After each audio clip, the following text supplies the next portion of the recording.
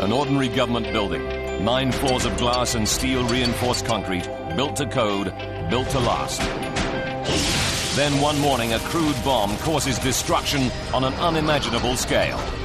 In 7 seconds, the building disintegrates. 168 people will die as a result of the explosion. Now, with cutting-edge computer technology, we reveal exactly what went wrong. Disasters don't just happen. They're a chain of critical events. Unravel the fateful moments in those final seconds from disaster.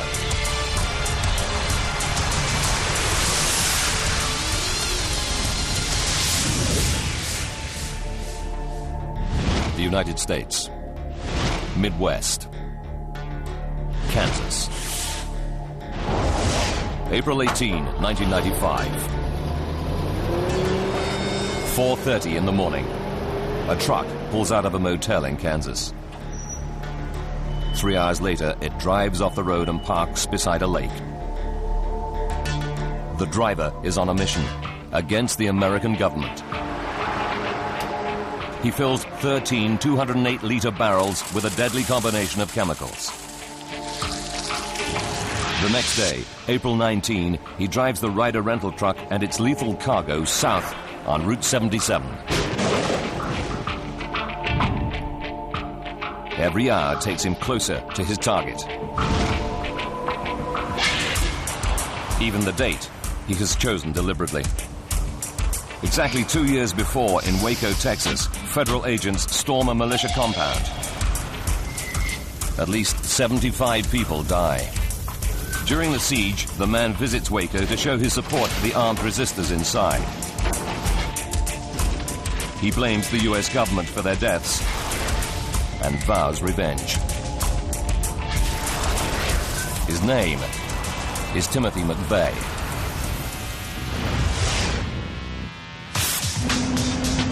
Oklahoma. It's the start of a bright and sunny day. Early morning traffic heads for the bustling capital of this Midwestern state. 7 o'clock. Timothy McVeigh, the Ryder truck, and its deadly cargo join the flow of vehicles going south along Highway 77.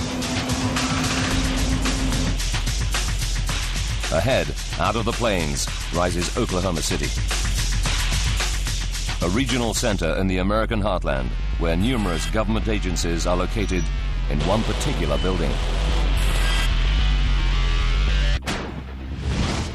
The 9-story Alfred P. Murrah Federal Building houses 16 federal agencies, including Housing and Urban Development, a military recruiting office, and the Secret Service.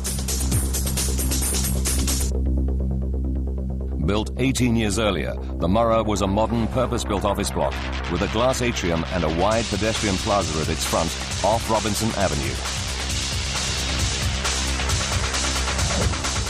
And at its rear, the glass-fronted facade towers above 5th Street. The first floor of the Murrah is a daycare center. Employees in the Murrah and other downtown offices leave their children here while at work. One of them is 35-year-old Dolores Watson. This morning, she heads in early to drop off her 20-month-old grandson, PJ. PJ was full of life. He just pulled off his coat and a little jacket. He was happy. He was ready to go play. PJ joins 20 other toddlers and preschoolers in the daycare center. Some are as young as 6 months. The eldest is 5 years old. I was able to see him during the course of the day. He was accessible to me for my job. Dolores, a telephone engineer, often services the phones in the Murrah. But this morning, she heads across town to a meeting. 8:15. McVeigh is 35 minutes away from Oklahoma City, heading straight for the center of town and the Alfred P. Murrah Federal Building.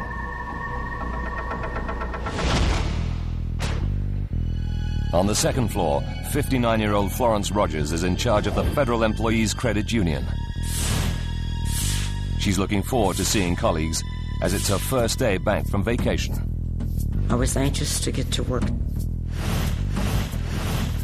because I had scheduled a meeting with some of my upper management people I was very excited to show my cruise pictures, anxious to get my day started and to take care of business. 8:53. Timothy McVeigh is in rush hour traffic that fills the downtown streets. 4 months earlier, he checked out the Murrah and selected it as his target. His plan is to park the truck filled with explosives right beside it.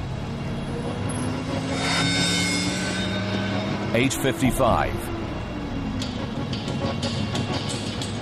The Social Security office is on the ground floor of the Murrah.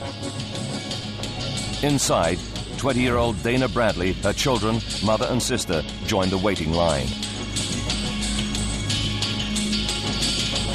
They're standing near the rear entrance of the building, just off 5th Street. My mom stood in line for us while me and my sister stood by the door and filled out the papers for the Social Security card for my son. Driving along 5th Street, McVeigh's truck is filmed by a security camera. He pulls over. Inside the cab, he's drilled a hole and fed a crude fuse wire through to the bomb barrels in the back. He lights the fuse. He now has only 5 minutes to park the truck and make his getaway before the bomb explodes. 9 o'clock. The Ryder truck is forced to stop at a red light, 91 meters shy of the target. There are just 2 minutes left to burn on the fuse. McVeigh crosses Harvey Avenue and drives to the rear of the Murrah building. Dana Bradley, still waiting in line, spots the truck from the ground floor window. I turned around and I see a van, a moving truck, in front of the Social Security office. 9:01. On the second floor, Florence's meeting is underway. There were 8, and I was the 9th person in that little group. On the first floor, TJ and the other 20 children enjoy breakfast.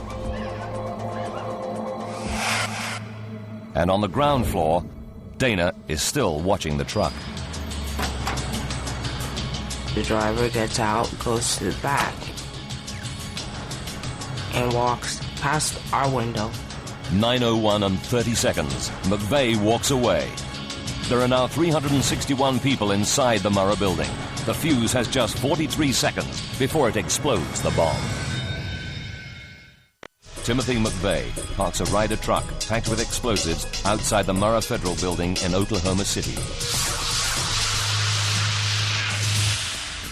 Now, using advanced computer technology, we'll discover what really happens when the bomb explodes. 9:02. The fuse has just 30 seconds to burn. 361 people are in the Murrah building.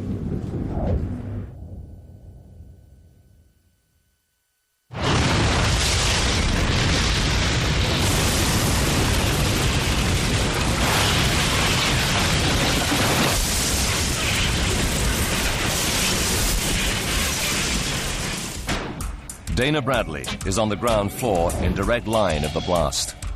All I seen was a violet light, and everything was black. On the second floor, Florence Rogers is in a meeting with 8 of her staff. There was a rush of air like a tornado. Everything literally was blowing up before my eyes. I knew that was just it, and I prayed. I said, God, please save me. I have 2 kids to take care of. Dolores Watson's grandson is in the daycare center on the first floor, directly above the exploding truck. The entire front of the federal building was nothing but glass. The children that were in the windows were just over the blast.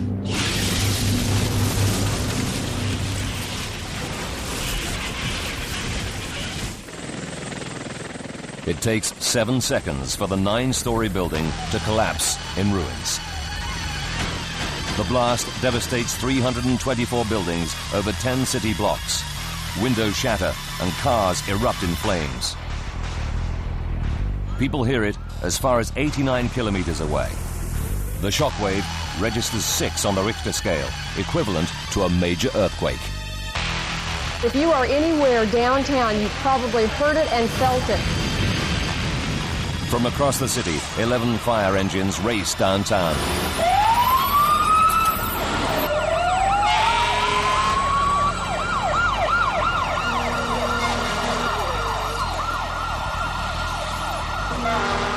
Firefighter Chris Fields is one of the first on the scene. You just see these hordes of people running towards us and having no idea what we were about to step into. District Fire Chief Mike Shannon arrives 4 minutes after he hears the explosion. Looked like that we were in a war zone and we've been strafed. It was just overwhelming.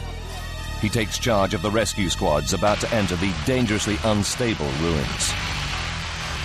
Produces the type of carnage that isn't seen in earthquakes or tornadoes or anywhere else. Wow. Holy cow. About a third of the building has been blown away. More than 5,000 square meters of offices are reduced to 650 square meters of rubble. The frantic search for survivors begins.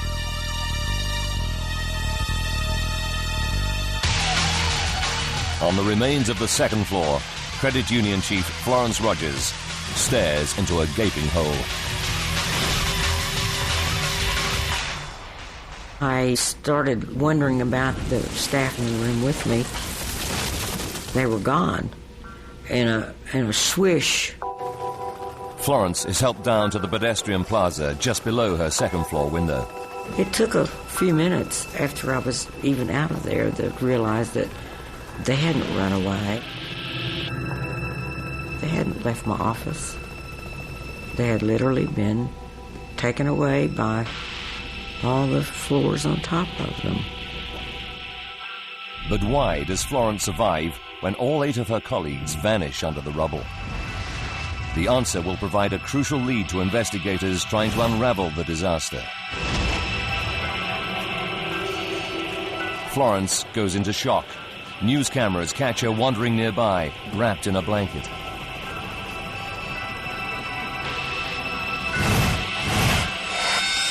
"9:08.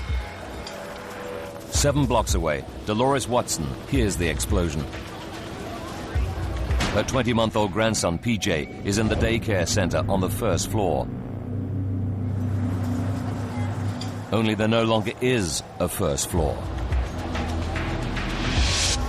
She joins the flood of anxious parents rushing to the scene. In my mind, I was thinking, is this real? I know it was real. I'm looking at it, but a big part of me was wanting to say, this is not really happening. Rescuers claw through the tons of mangled steel and rubble, desperately searching for any sign of life in the debris. Even seasoned fireman Mike Shannon is shocked by the scene of devastation. You're trying not to be emotional, and you're trying to think logical, but your mind keeps going back to what you're expecting to find.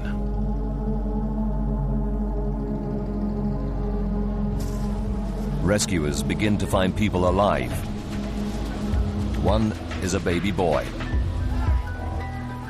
He's rushed to hospital in critical condition. It's PJ. And I saw his little face, and he was wrapped all in these gauze, and he was sedated, and he was laying there, but I mean, there was his arms, there was his legs, and there was my baby, you know. They told me that his chance of survival were very slim, and that the next 24 hours would be crucial.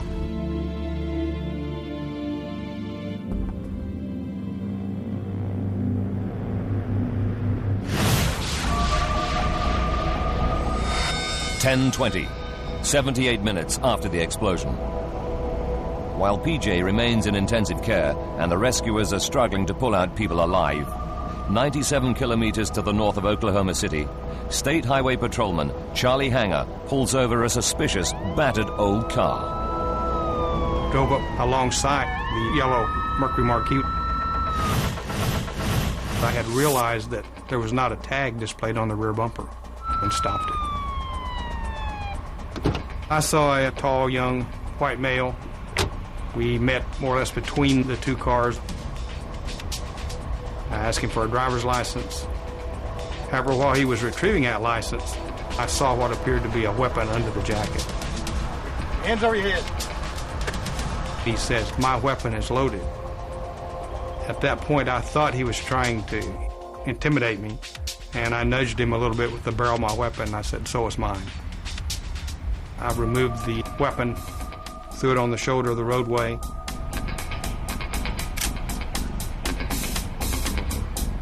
And he was then handcuffed and placed in my unit. Officer Hanger checks the man's ID. It was a Michigan driver's license. I looked at the picture, and it appeared to be the same individual I had stopped. And it did list Timothy James McVeigh as the name. He arrests McVeigh for the missing license plate and the loaded gun. 10:28, 86 minutes after the explosion. Back at the Murrah building, rescuers have come across something other than a victim in the rubble. They said they thought they'd found another explosive device.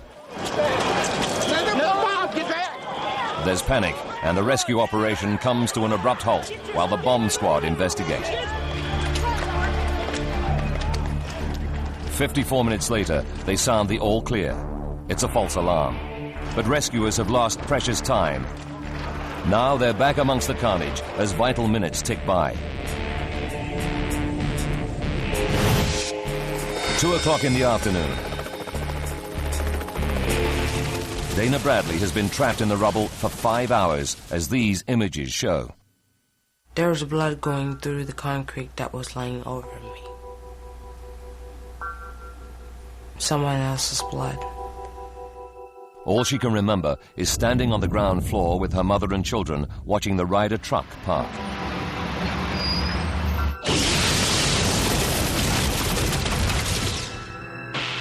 Dana has been found hours earlier but can't be moved. Her leg is trapped under a massive concrete floor. If they're to save her, the rescuers have only one option. And they said the only way we're going to be able to get you out of here is to cut your leg off. Dr. Andy Sullivan, senior orthopedic surgeon, rushes to the scene. I just kind of said a prayer, God be with me, and kind of combat crawled into the area. Had to go under some rebar or reinforcement steel. My plan was to use just sharp instruments and separate the leg from the thigh through the knee. I was awake and aware of them cutting my leg off. She was awake. She was screaming. And they said the sound was so bad, it broke their heart to hear me scream like that. I don't remember any of that. She says she doesn't remember any of this, and so I hope that's true.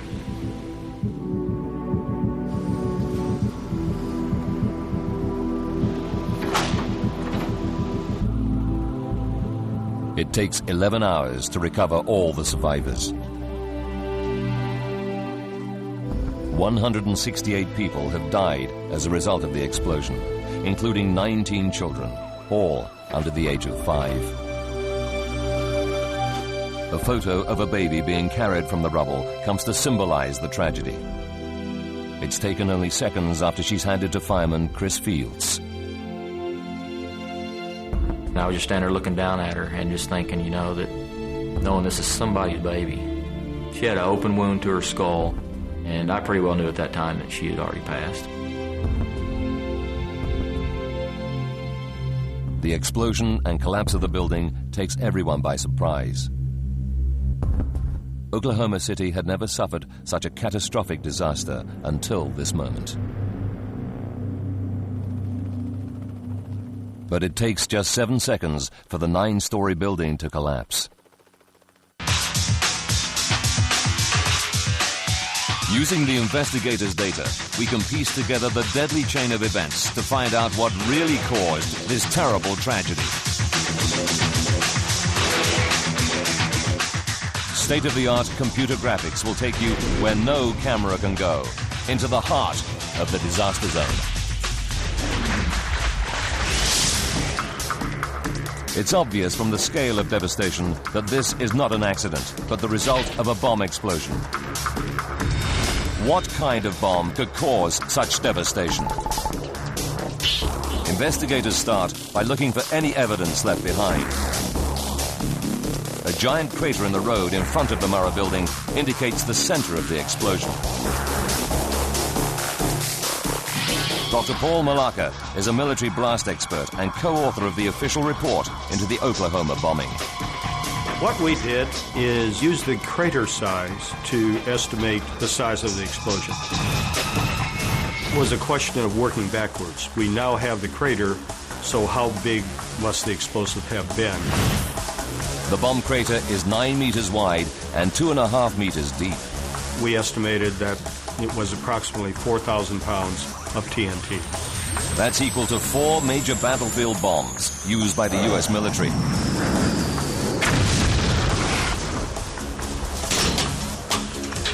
Eyewitness accounts place the Ryder truck at the heart of the crater. It's clear to investigators the bomb must have been inside.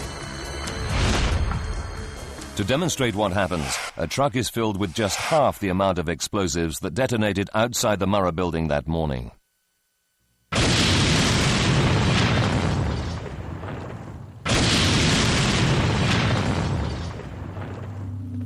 The bomb that explodes in Oklahoma City destroys virtually everything close to the blast, including the vehicle that carried it. But within an hour of the explosion, investigators find their first vital piece of evidence. Over 91 meters away, they discover a truck axle that doesn't seem to belong to any other vehicle. Could this be all that is left of the vehicle that carried the bomb? On the twisted metal, they discover the clearly marked vehicle identification number. FBI agents trace the number to a 1993 Ford truck owned by Ryder Rental. The Ryder branch in Junction City, Kansas, rented it 2 days earlier to a man named Robert Kling. Within 8 hours of the bombing, an FBI artist draws an identikit picture of Kling based on descriptions given by staff at the rental company. The FBI launches one of the biggest manhunts in American history. By evening the next day, they make the crucial breakthrough. A motel owner recognizes the identikit picture as a man who recently stayed there, driving a Ryder truck. He checks in using ID in the name of Timothy James McVeigh. But where is he now? FBI agents discover that State Trooper Hanger ran a computer check on a man with that name less than 2 hours after the bombing. Amazingly, they discover that McVeigh is still in jail for traffic and firearms offenses. The FBI arrests McVeigh as a suspect in the attack. It was something that you never envisioned being involved in, and it all came out of a routine traffic stop. 4 months later, McVeigh is charged with mass murder in Oklahoma. It would probably be the last thing that I would think of that an American would actually commit a terrorist act against American people. The FBI discover that the bomb is homemade from materials easily bought over the counter. McVeigh eventually admits that he made it by filling barrels with ammonium nitrate and liquid nitromethane, better known as fertilizer pellets and rocket fuel used in drag car racing. The deadly mixture of more than 3,000 kilograms cost less than $5,000. But the question remains, how could such a simple homemade bomb cause such destruction to a steel-reinforced concrete building?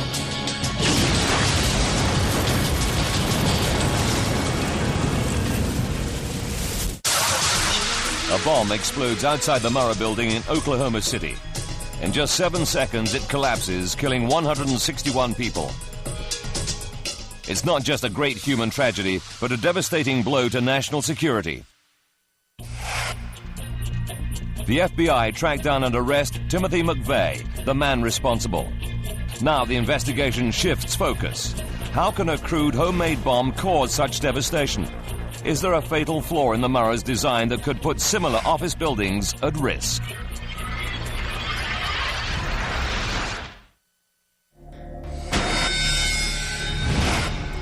The architecturally acclaimed Murrah building is in fact extremely well designed.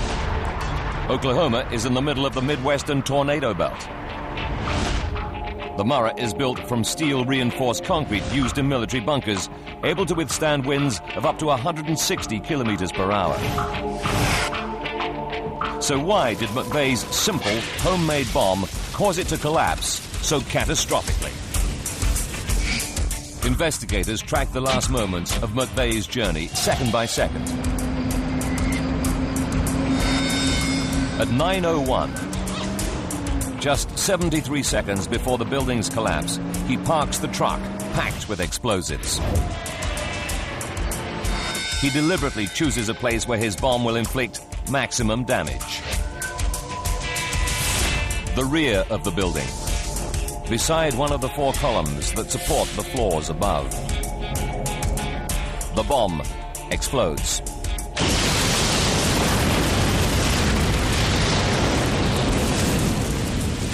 In just 7 seconds, the Murrah is reduced to rubble.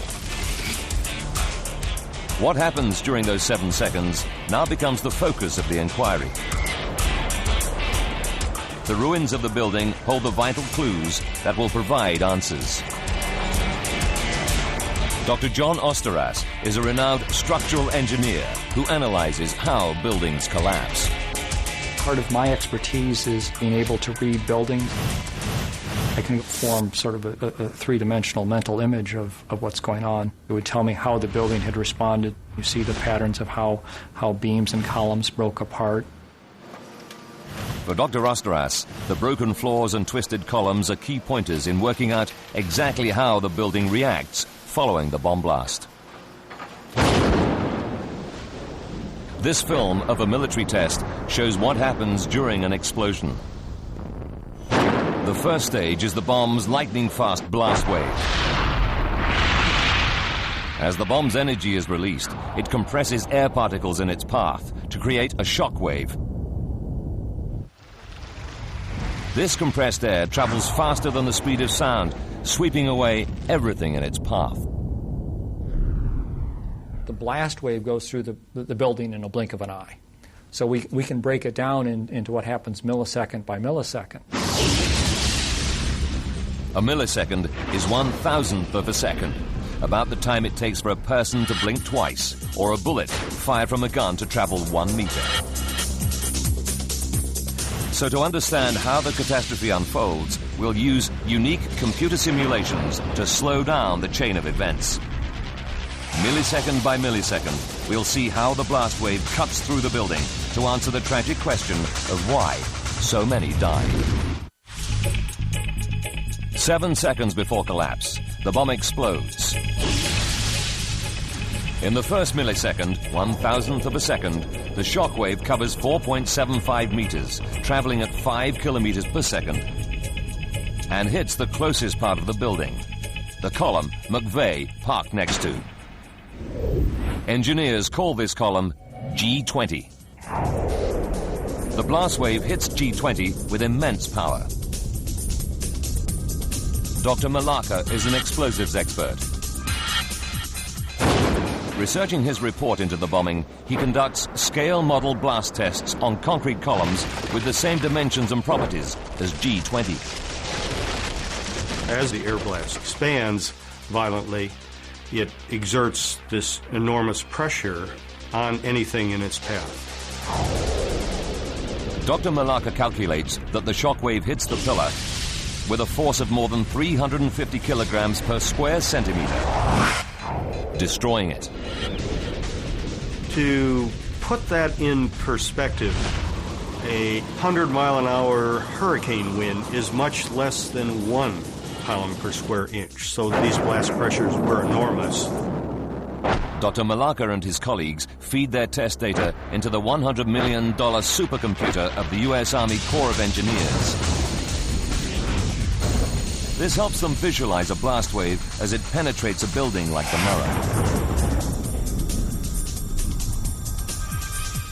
They discover that 1 millisecond after destroying G20, the blast wave hits the glass-covered rear of the building. The facade of the building provided almost no resistance to the air blast. Military high-speed film shows what it's like when a blast wave hits a wall of glass. The windows are turned into a hailstorm of deadly shards.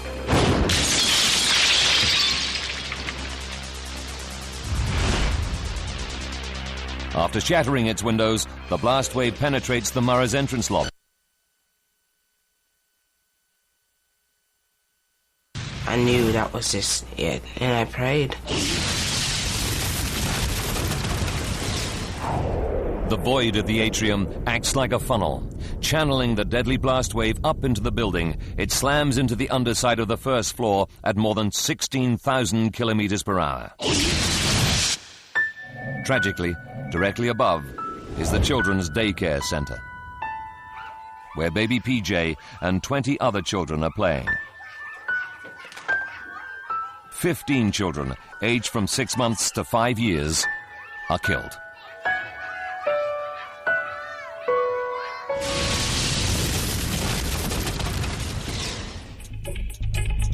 After 8 milliseconds, the blast wave reaches the second floor, where Florence Rogers is holding a meeting.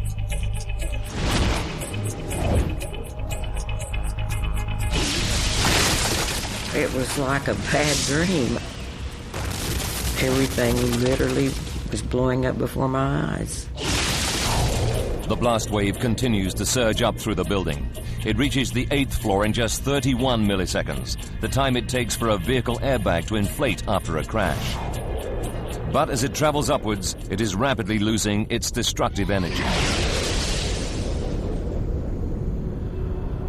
The yellow highlight shows how the damage decreases as the blast wave rises through the building and shows that floors 4 and above remain intact. The blast wave is over, but it's what happens next that causes the greatest destruction. In less than 7 seconds, all 9 stories collapse. Those who survived the initial blast are now crushed under tons of falling concrete.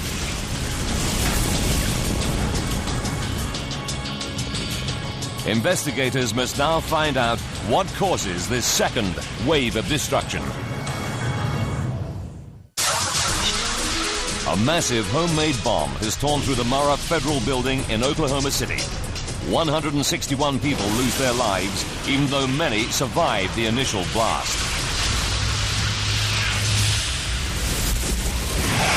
The blast was powerful enough to damage only the lower floors of the 9-story building.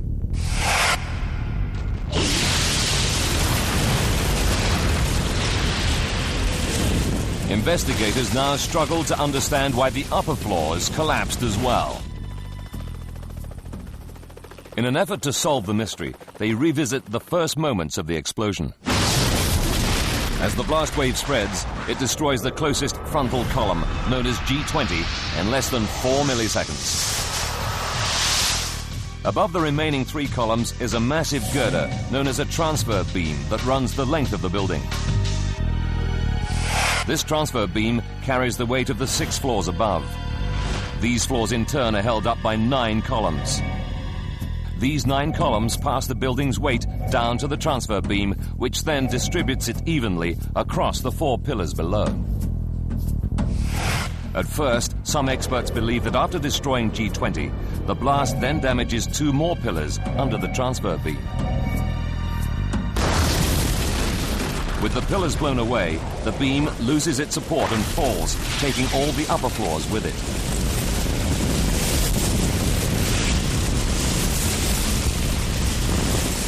But the position of the transfer beam in the rubble doesn't support this theory. It hasn't fallen straight down as it would if the columns had collapsed beneath it.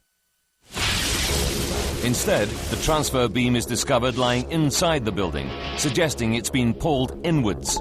It was in the debris pile behind the columns, so it was supported on this column, and it was found in the debris pile behind the column. For Dr. Osteras and his colleagues, the location of the collapsed transfer beam provides the vital clue.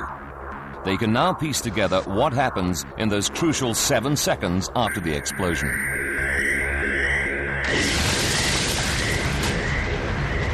The blast destroys G20, but does not destroy the other 3 columns and the transfer beam. With the building still intact, the blast wave then rips through the atrium of the Murrah. It smashes into the floors above at more than 16,000 kilometers per hour. There are 8 stories of concrete floor slabs in the Murrah connected to 9 supporting columns. But the second floor is also connected to the transfer beam that holds up the columns. This proves a critical factor as the blast wave powers through the building. Dr. Eve Hinman, a blast expert, worked with Dr. Osteras on the investigation. I think of the floor slabs often as the sail, like a sail on a sailboat, because they have so much surface area that the blast can act on.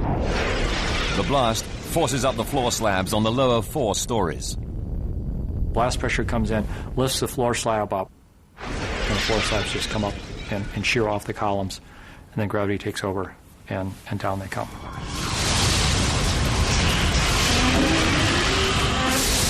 And so within milliseconds, we got collapse of floor slabs on the 2nd through 5th floor. About 100 milliseconds after the explosion, the time it takes for the human brain to recognize an image, the 3rd and 4th floors collapse onto the 2nd, which is still attached to the transfer beam. This added weight means the 2nd floor also gives way, but crucially, its connection to the transfer beam remains intact. The beam is ripped off the columns by the falling floor and dragged into the building. My theory is that when the floor slabs came down, they pulled the transfer girder in. The transfer girder rolled over. As that 3rd floor slab collapsed and fell into the debris, it is pulling on the top edge of the transfer beam. And there's nothing to resist that force.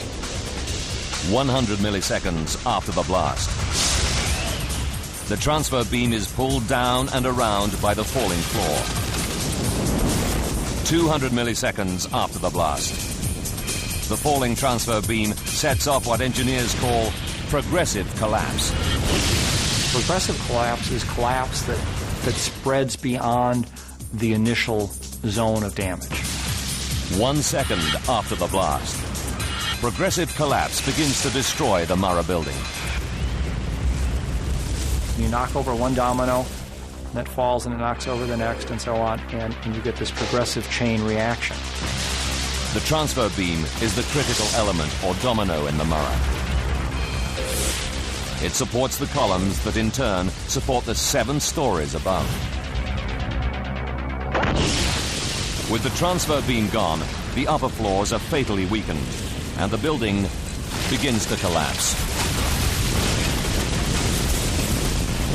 Gravity takes another 5 seconds or so to bring the building down. It's all over in 7 seconds. This is the time it takes the 9th story floor to drop the 31 meters to the ground. More than 5,000 square meters of steel reinforced concrete collapses into a 2-story high pile of rubble. It really isn't the air blast that's hurting people. It is the building that is hurting people.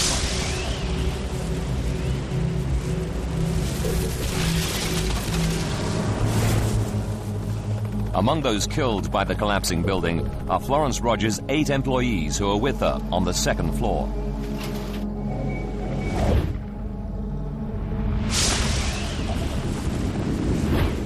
As the floor slabs collapse, only she survives because she's sitting directly over a supporting beam on the opposite wall from the explosion that remains undamaged.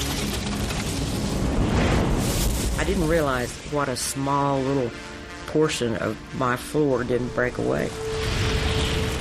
Someone said there was only about 18 inches left that didn't break away.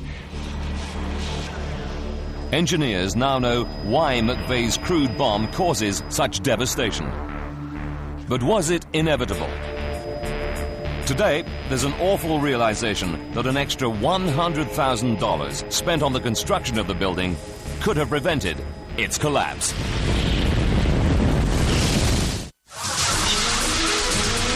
April 19, 1995 is a date Oklahoma City will never forget.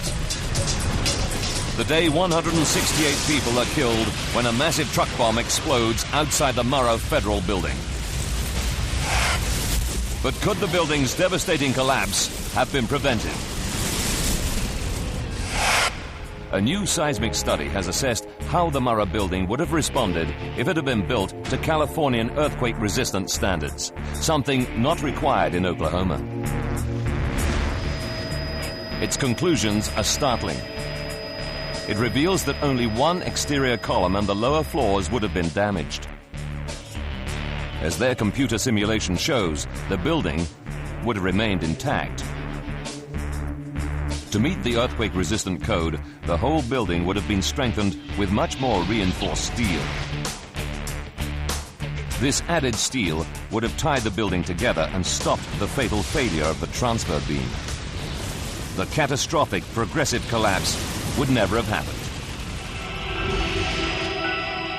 It would have cost less than 1% of the building's original construction budget, around $100,000. The study suggests 4 out of 5 of those killed may then have survived. But in 1977, when the Murrah was built, no one ever imagined that it would be the target of a terrorist attack. Those who lived through that terrible day in 1995 still bear the scars. PJ is one of only 6 children from the daycare center who survived.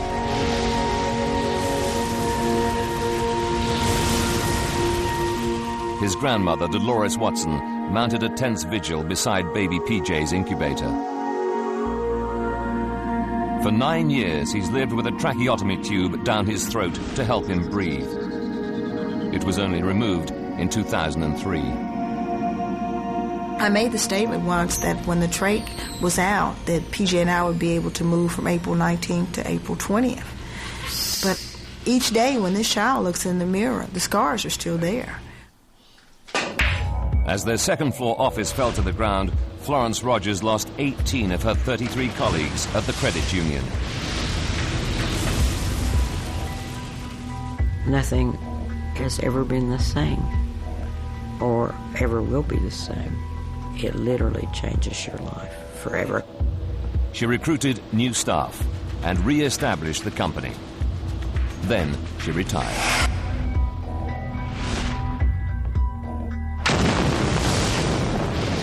The falling floors killed Dana Bradley's mother, her son, and 3-year-old daughter. Dana survived the emergency amputation of her leg. Months of treatment followed, but Dana has achieved a miraculous recovery. We have your new prosthesis all finished up. Oh, man. It was, wow. I was like, wow, I'm walking. Beautiful. I love it. I was strutting down the hallway. I loved it. The more I wanted to walk and the more I cared about living. Our special report. The remains of the Murrah were destroyed 5 weeks after the attack.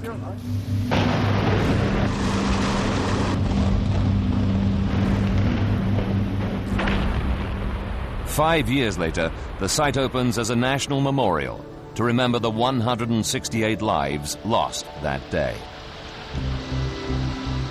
The site commemorates the exact moment in time that hurt so many. The road the truck parked on is gone, replaced by a lake. There's one chair for every life lost. Man, woman, and child. Across the street from the site of the Murrah, a new federal building opened in 2003. State-of-the-art, its design incorporates key lessons learnt from April 19. There's no point for the building to stand after the event if everyone inside is killed. It's about saving people. The lobby, the entrance that funneled so much of the explosion into the Murrah, is now protected by 2-centimeter steel blast shields. The glass is new generation blast-proof material designed not to shatter. But the most effective measure to prevent a repeat of the tragedy is also the cheapest. Ram-proof bollards surround the building's perimeter, so no one can park close to it. This simple step would have stopped McVeigh driving his truck up to the Murrah and limited the destruction that followed. Timothy McVeigh is found guilty of mass murder and executed by lethal injection on June 11, 2001, 74 months after his bomb kills 168 people. But the stark reality remains.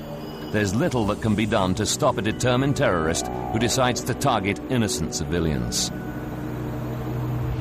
Most office buildings around the world are just as vulnerable as the Murrah.